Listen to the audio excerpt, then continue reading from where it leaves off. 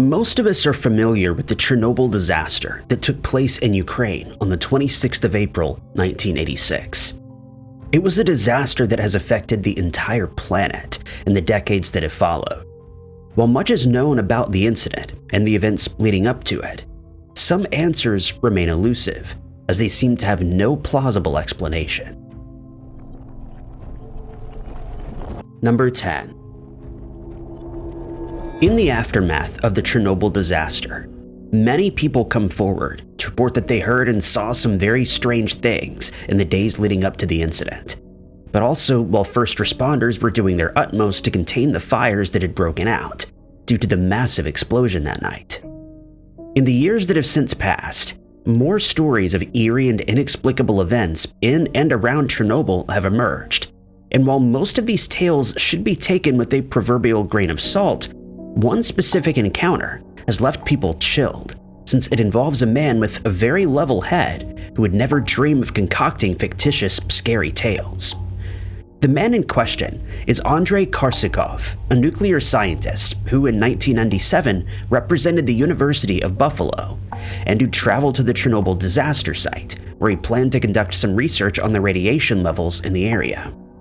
He was most interested in the areas around Reactor 4, where the disaster took place and claimed the most lives, thanks to the huge explosion that occurred, the fires that broke out, and the massive amount of radiation that was leaked into the immediate area. By this time, the famous concrete sarcophagus had been erected, built around the exposed nuclear reactor, and Andrei planned to take some readings around the structure, likely to test whether it was really as effective at containing the dangerous radiation as was expected. While no day at Chernobyl is mundane, he could have never expected that this particular day would contain an aspect of the paranormal, and to this day, no plausible explanation has been found for the events that he experienced while conducting his research. On the morning in question, he arrived at the site at around 7:30, and he got right to the task at hand, taking as many radiation readings in the area as he could. But then, something truly strange happened. As he approached the sarcophagus, he heard the sounds of someone pleading for help, and at first, he thought he had to be imagining things since he couldn't see anyone in the area. He then realized that the voice was coming from inside the building and that it was pleading for assistance in putting out a fire.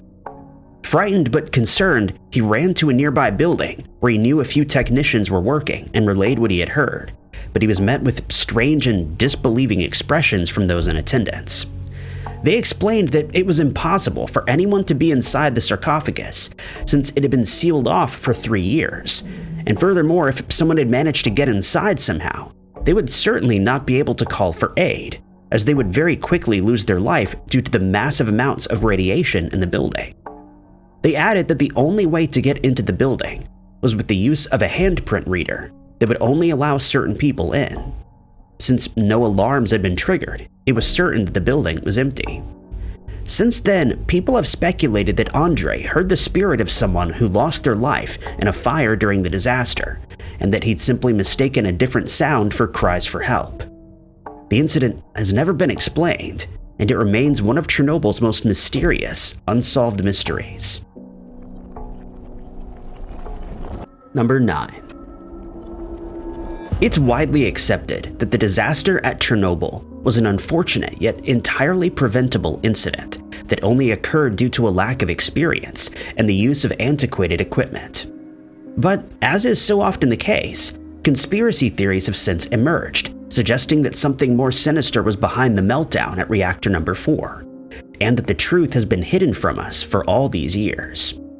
Some of these theories state that extraterrestrials were somehow involved in the disaster, that the Soviet government knew that a disaster was imminent, and that the true scale of the disaster is still being kept from the public, but none of these theories has ever been proven true.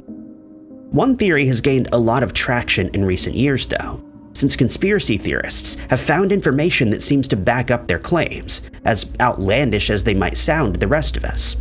It's now known that just seconds before the massive explosion ripped through the reactor, a small earthquake, often described by sources as a small seismic vibration, was picked up by the seismic activity detecting equipment in the area. This was likely not reported on due to the magnitude of the vibration, coupled with the fact that it was completely overshadowed by the horrific events of that night. But conspiracy theorists believe that there's more to this earthquake than meets the eye. They feel that it's no coincidence that the earthquake occurred just mere moments before one of the biggest man-made disasters in all of history, and the truth behind this tremor has been kept under wraps for good reason, to obscure what really happened at Chernobyl that day. Some have suggested that the quake was triggered remotely on purpose to set the meltdown into motion, but this begs the question, who would do such a thing, and to what end? Theorists believe they have the answer.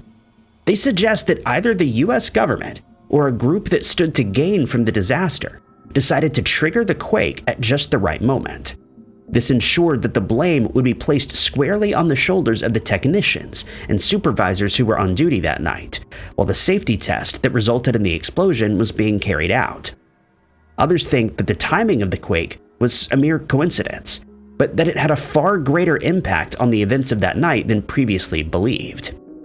It's been suggested that it caused further instability to the reactor while the test was being run, and that it might have been a major factor in the events that followed. Number 8. The events at Chernobyl contain many prominent figures who were either present when the explosion occurred or who aided in the resulting cleanup operation that claimed many more lives. Many of these people have been classified as either heroes or contributors to the disaster, and most of their names are well known to us.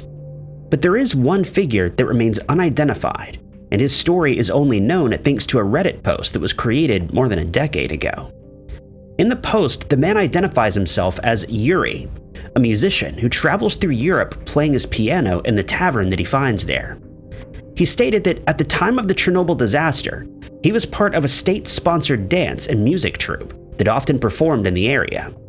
On the night of the disaster, he and his fellow performers were all contacted by the Soviet government, which came as quite a surprise. They were asked to play and dance in the nearby town of Pripyat, which had been constructed to house the plant's workers and their families. They were told to perform dances and to play music that would calm the residents of the town down after they were told of the explosion, though music and dancing were likely the last things on their mind at that point. The troupe arrived at what is now known as the exclusion zone, an area that measures about 10 miles in radius around the plant. A few hours after the disaster started, they entered the area. Yuri states that as soon as they started unloading their equipment, he became aware of the effects that the leaking radiation was having on people inside the exclusion zone. Some were clearly suffering from radiation poisoning and did not have long to live, while others were trying to flee to safety, but were being prevented from doing so due to a quarantine that had been put in place. It should be noted that the troupe had not been informed of the meltdown at the plant, and hence the sights that they encountered left them baffled and horrified. It would only be later that Yuri learned the truth, and he would then fully understand the events of that day. The dancers and musicians had been given strict instructions not to speak to the residents of Pripyat and neighboring villages, and so they were unaware that their own lives were in danger, since they just entered a highly radioactive area with no protection. Yuri noted that soldiers in the area were wearing gas masks and protective clothing, but they looked just as frightened as everyone else, causing him even further concern. But the troupe went ahead and just played their performance as requested. He and his fellow musicians started playing songs in an effort to bring calm to the area, and a ballerina accompanied them with graceful dances. But then, the reality of the situation became all too clear when Yuri witnessed something he'll never forget.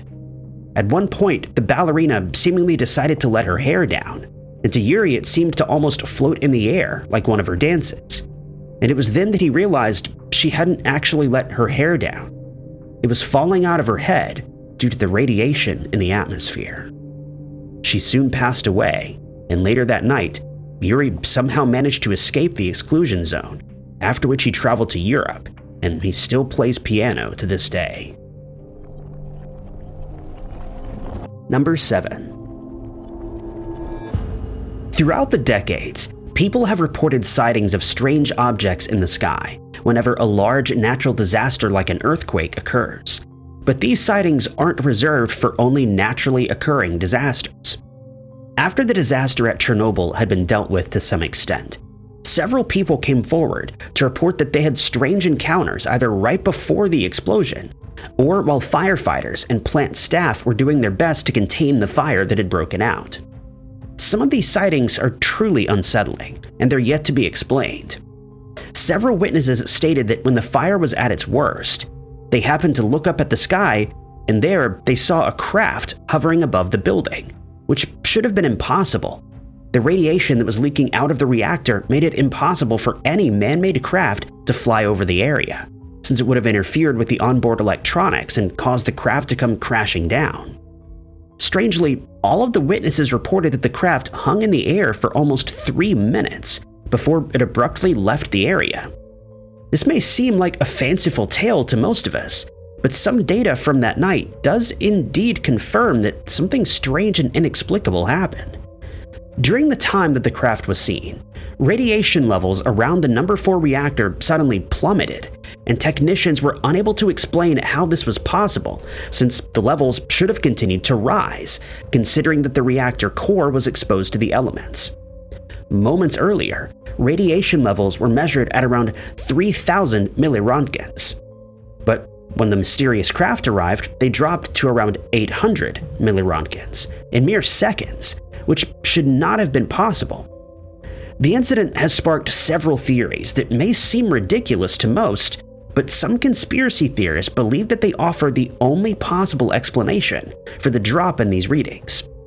They suggested that extraterrestrials had visited the plant, and upon realizing that massive amounts of radiation were leaking into the atmosphere, they somehow decreased the levels to save as many lives as possible. Since unexplained flying craft have also been seen at other nuclear power plants around the world at times, some believe that this particular craft was siphoning off the radiation maybe for fuel, and in the process saved many, many lives. The incident has been since documented in a documentary called The Encounters, and it's left viewers baffled. Number 6. Among some of the unsung heroes of the Chernobyl disaster are the first responders and firefighters who raced to the scene upon learning of the explosion without a second thought or hesitation. They would have known that any major accident at the plant would likely prove deadly thanks to the massive levels of radiation that were being leaked. But nevertheless, they charged into what is now the exclusion zone and right up to reactor number 4, where they got to work trying to contain the blaze. Some of the names of these firefighters have been released, along with their level of involvement in the cleanup effort. For example, Mikhail Golovnenko of the Chernobyl Town Fire Department arrived on scene at around 1:50 a.m. and started fighting the fire from the northern side of the reactor.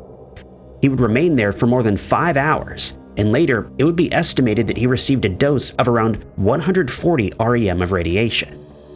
He would eventually start suffering from the long-term effects of radiation poisoning, and as a result passed away in 2005. Vasily Ignatenko responded from the Pripyat Fire Department and arrived about 10 minutes earlier than Golovnenko.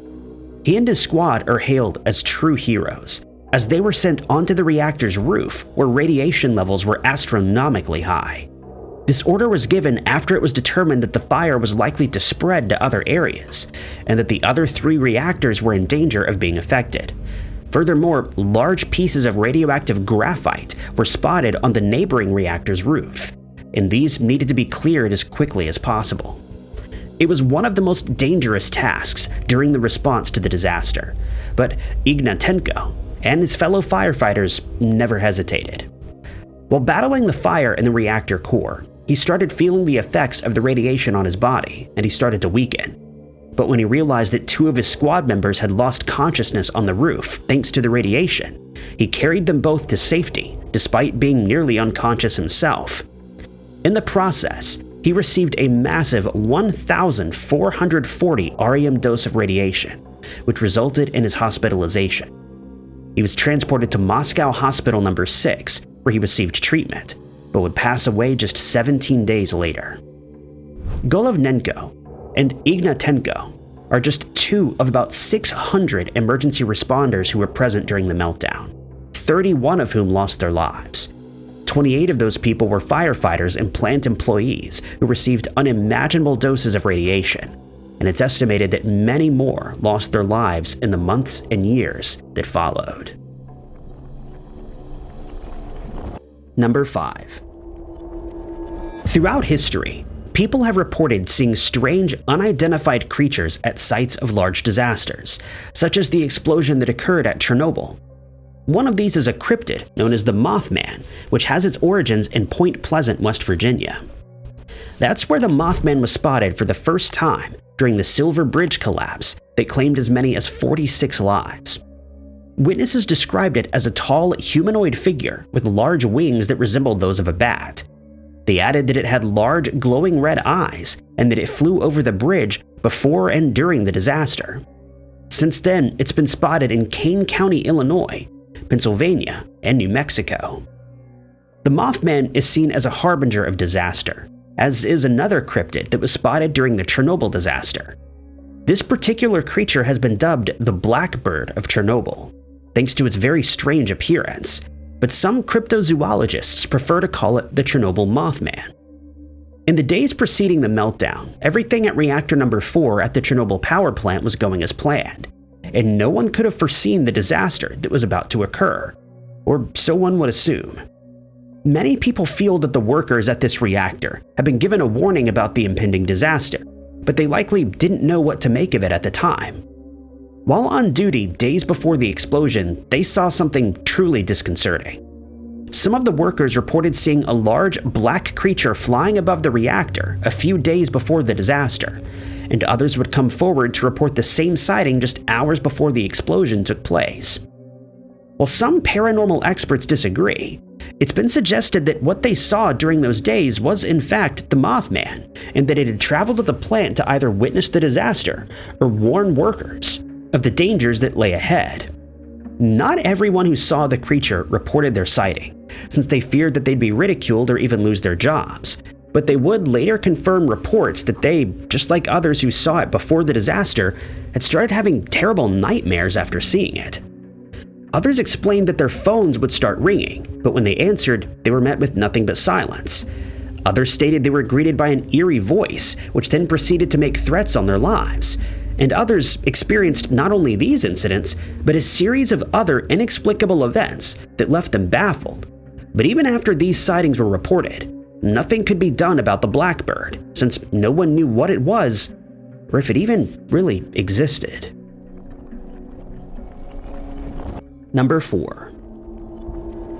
When the meltdown at reactor number 4 at Chernobyl occurred, it wasn't immediately apparent that the core had been exposed. In fact, the supervisor on duty that night refused to believe that this was the case after the exposed core was discovered. The plant's deputy chief engineer, Anatoly Dyatlov, the plant director, Viktor Buchanov, and chief engineer Nikolai Fomin were all warned that the explosion had resulted in the core being exposed, but these reports were immediately dismissed, and they claimed that the massive explosion had been caused by something far less serious. This was done even after engineers at the plant saw the exposed core with their own eyes, but they were considered either inexperienced or unreliable, and they were told to continue trying to bring power back to the plant. Unsurprisingly, none of these 3 men volunteered to inspect the core after these reports were received, and it was only later that the plant's deputy chief operational engineer, Anatoly Sidnikov, attempted to assess the damage that had been done. While making this inspection, he confirmed that the core was indeed exposed, and in the process received a massive dose of radiation that would later claim his life. Before this was done, though, other measures were attempted. At one stage, plant staff were told to lower cameras down to the core in an effort to see what was going on there, without risking their lives. But each time these cameras were brought back up, they'd been destroyed by the radiation, and were rendered completely useless. The only way that the core could be seen was from the reactor's roof, where radiation levels were unimaginably high. But in order to react accordingly to the disaster that had occurred, staff had to know whether the core was exposed, and they had no choice but to view it from above, despite knowing that doing so would likely cost them their lives. As can be expected, many more photos were taken during the disaster and the cleanup efforts that followed. Some were taken by the plant staff, while others were taken by military staff, first responders, and pilots flying above the plant in helicopters. The very first of these photos was taken from a circling helicopter, and it shows the reactor in a state of complete disarray. The gaping hole in the roof is in full view, and smoke from the raging fire below can be seen billowing out the top. Debris lies scattered on the ground around the reactor, and the image makes it clear just how powerful the explosion was, leaving many people wondering how senior staff could ever have doubted that the core had been exposed. It's this type of inexplicable denial that's present in a Chernobyl mystery that will likely never be solved. It's said that hundreds of photos were taken of the area that day, and yet nowhere near that amount is available for viewing. Not only were many photos taken, but some film reels were later handed over to the Soviet government, showing the immediate aftermath of the explosion just hours after it had occurred. It would later come to light that the KGB had taken possession of these images and the footage that was taken, and they decided to destroy these items in order to hide the true extent of the disaster from the rest of the world. Number 3. During cleanup operations at Chernobyl following the disaster, it was noted that one area in particular was marked on maps as a children's summer camp. The spot would have been well known to people living in the area and staff employees. But when outside help was brought in, people started asking questions about this mysterious site. There was some concern over the true nature of this site, which was marked on the map as Chernobyl 2, since it was marked as an area where children would be present, and unsurprisingly, people started to investigate. What they uncovered revealed the true nature of this camp, though much of its existence is still shrouded in mystery today. Some of those who were brave enough to venture into the exclusion zone following the cleanup efforts made their way to this spot on the map, and upon reaching the area, they were surprised to find a hidden town that had been hidden from the rest of the world by the Soviet government. The town's true name would only later be revealed as the Duga military complex, but details around its construction remain few and far between. It was eventually revealed that construction on the complex had started in 1970, on instruction of the Soviet government. It was situated about 6 miles from the Chernobyl power plant and was purposefully constructed in a wooded area to ensure that it would remain hidden from prying eyes during the Cold War that was going on at the time. Both the Soviet Union and the United States were extremely paranoid that their military strategies and secrets would be leaked to the other, and so secrecy was the order of the day. In order to cast further misdirection, it was labeled as a children's summer camp on maps, in hopes that it would seem uninteresting to any spies that may have been present at the time. After the site was discovered, and it was revealed that it certainly was not a children's summer camp, the Soviet government admitted that it actually served a much different purpose before it needed to be evacuated in 1986. They stated that the complex served as housing for military staff and engineers who worked on the Duga-1 over-the-horizon radar system that had been installed at the site. The radar was seen as an essential piece of equipment since it warned of any incoming missile strikes in the areas around Chernobyl's power plant.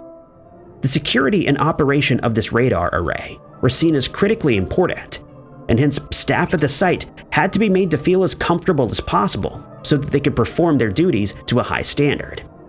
It remains unknown whether the radar ever detected any incoming missiles, since those records would almost certainly have been sealed following the Chernobyl disaster, which has led many people to speculate that the radar was an unnecessary expense that was about as useful then as it is today in its abandoned state. But this remains speculation.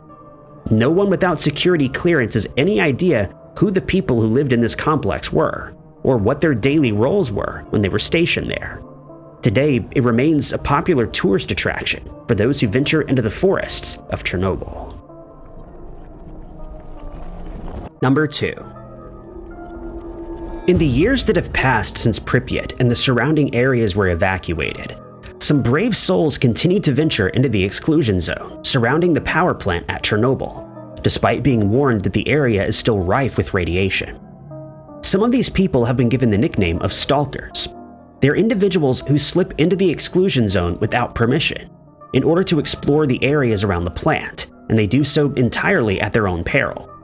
Others are tourists who've been given permission to enter the exclusion zone, as long as they're accompanied by an experienced tour guide who's very familiar with the exclusion zone, and who can steer these groups away from any dangerous irradiated areas that have been identified. These hazardous areas are clearly marked on maps, and anyone who, whether mistakenly or on purpose, ends up in one of these spots is in danger of receiving high doses of radiation that could potentially wreak havoc on their health. Even some of the government employees who work at the site refrain from entering these areas without the proper protective clothing that's required. And in most cases, data that needs to be gathered from these hotspots is collected via drones. One of the most dangerous areas near the plant is the Red Forest, a 4 square mile area around the plant that still remains highly radioactive to this day. The forest got its name thanks to the Scots pine trees that received massive doses of radiation during the disaster, which caused their leaves, and those of the saplings that followed, to turn a strange shade of ginger. This is just one of the many hotspots that have been identified, and the fact that they're known must be a relief to anyone who visits the area. But their relief might be misplaced, since it's come to light that new hotspots are being identified on a regular basis. This means that many of the areas that were previously marked safe on maps might not be as safe as first believed, and many visitors may have received doses of radiation despite being assured they were only being led through harmless areas. In 2019, a group of researchers from Bristol University in the UK traveled into the exclusion zone armed with drones in an effort to identify hidden hotspots that had not been discovered yet. They came prepared with radiation monitoring equipment, protective clothing, and supplies that would ensure their safety while they attempted to map these hotspots from a distance. They set up base at the Chernobyl Eco Center, from where the exclusion zone is continually monitored, and they were supplied with radiation dose measuring film badges that were to be worn at all times while in the exclusion zone. Once they'd completed all the necessary checks before entering the zone, they were free to deploy their drones, and before long, they uncovered a hotspot that no one had identified before. Equipment showed that a small scrapyard in the Kopachi village, which is situated about 2 miles from the power plant, showed high levels of radiation, and a small fixed-wing plane was used to map the area. In the days that followed, the research group managed to identify several areas with extremely high levels of radiation that the Russian government was unaware of. It's hoped that with further research, all of the hotspots around the plant will eventually be identified, and that visitors to the site can be kept safe from the destructive radiation that still lingers there. Number 1. As mentioned before, conspiracy theories surrounding Chernobyl and the disaster that took place there are extremely common, and the Duga 3 radar system that was constructed in 1976 is mentioned in several of these theories. It's so widely discussed that a documentary has been created about the radar system, and yet much of its intended purpose remains a mystery. It's since been dubbed the Russian woodpecker, which may sound like a strange moniker, but the strange events surrounding the radar explain why that name was chosen. It's now known that the radar array was an over-the-horizon radar, which was used to detect incoming missile strikes, but many people believe there's more to it than meets the eye, and with good reason. After it was discovered in the forests of Chernobyl, many people wondered why the radar was built so close to the power plant, and it's since been revealed that this spot was chosen for several reasons. Not only would the array remain hidden from enemy eyes by the surrounding trees, but the spot where it was erected was found to be perfect for spying on the enemy during the Cold War. Furthermore, it's said that as much as 33% of the power generated by the plant was used by the radar array, so it makes sense that it was constructed nearby. It remained hidden from the rest of the world for many years, but in 1976, amateur radio operators started to suspect that not everything was as it seemed in the Chernobyl forest. Many of these enthusiasts around the world started reporting that they could hear a strange tapping noise coming from their radios, and they were at a loss for a plausible explanation. It soon started to cause some concern, as the purpose of the tapping sound was unknown, and many people decided to investigate. They soon discovered that the source of the sound was interfering with shortwave radio broadcasts around the world, and before long, reports were received that commercial aviation and maritime communications were being affected by these strange clicking sounds that no one could explain. People around the world started complaining that the sound was becoming unbearably annoying, and asked that something be done about it. NATO launched an investigation and triangulated the source of the strange signal to present-day Ukraine, but the exact spot could not be identified. It was speculated that the signal was being sent from Kiev, Minsk, Chernobyl, or various other cities, but no one was certain what the cause was. Soon, conspiracy theories started to pop up as people searched for an explanation for the sound. It was suggested early on that the Soviet government had set up a broadcast jamming device that would prevent any Western broadcasts from reaching the country. But this theory was quickly rejected when radio stations in the Soviet Union started complaining of the same type of interference. Others speculated that the signal was being broadcast from a device that was designed to control the minds of those who heard it in an effort to get the upper hand during the prevailing Cold War. Other theories included suggestions that it was a weather modification apparatus, a submarine communication disruption device, or an unknown psychological warfare tactic that was being employed by the Soviet military. Thank you guys so much for watching. If you liked this video, be sure to hit that like button. Also, don't forget to subscribe and click that notification bell to keep up to date with all of our future uploads. But my name is Ty Knotts, and I'll catch you guys in the next one.